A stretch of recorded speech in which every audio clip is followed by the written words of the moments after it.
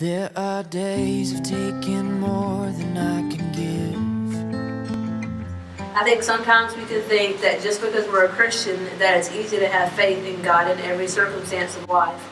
The Bible tells us that God is the author, the one who gives, and the perfecter, the one who strengthens of our faith. There are days in our walk with Jesus where we may very well struggle to believe. However, in the midst of our lack of clarity and in our struggle to keep believing, God promises to strengthen our faith if we ask Him. He promises to help pick us up when we're struggling to keep going. So in the midst of doubtful moments and in the midst of times that feel so unclear, know that God is close to you and know that He is still God through it all. For the joy set before Him, He endured the cross, scorning its shame, and sat down at the right hand of the throne of God. Consider Him who endured such opposition from sinners, so that you will not grow weary and lose heart. When you're not in a situation, it's easy to say, oh yeah, I can have faith, in if I was going through this or going through that. But until you're actually in a situation, I don't think you really know until you're in it. And so I think our struggles is like a test of our faith. And that's something that I want to do better with and I need to do better with is I need to trust God even when things aren't going the way I plan for them to or expect them to. If I didn't have the very close people that I have around me right now that I really trust, then I don't know what I would do. God makes a move, we make a move, Satan makes a counter move. He wants to, take our faith away from us. He wants to bring us to that point of no return where we're just like, you know what, I give up. And it's good to come to that point in a way because then it's almost like, Lord, I surrender. But when it's to the point of like, I just give everything up, then, that's when we really have to watch ourselves. And that's when we really have to be in prayer.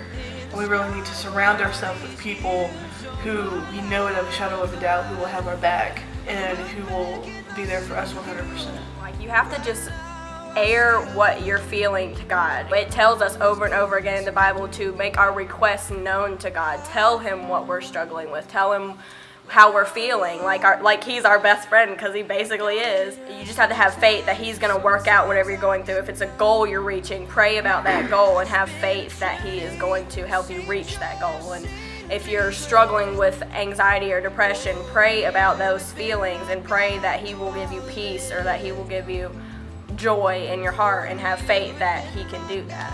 When Adam and Eve fell from grace, they went hiding and God was like, Adam, Eve, yo, peeps, where you at?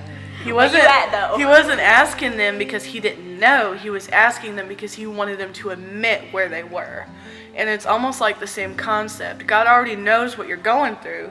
He just wants you to get to that point where you can admit it and say, God, I need your help. Yeah, I need you to help me with this because I can't do this on my own. He wants us to get to that point where we can just fully surrender everything that we have. So like when you talk to God about your problems, He understands what you're going through. Mm-hmm. And that's comforting too, to know that He understands what you're feeling.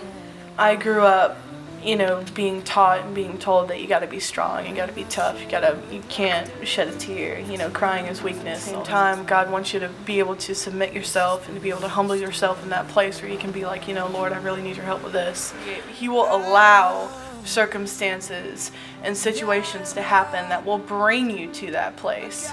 He will use those bad things for good. Yeah, we went to Middorf and we was praying for people and everything.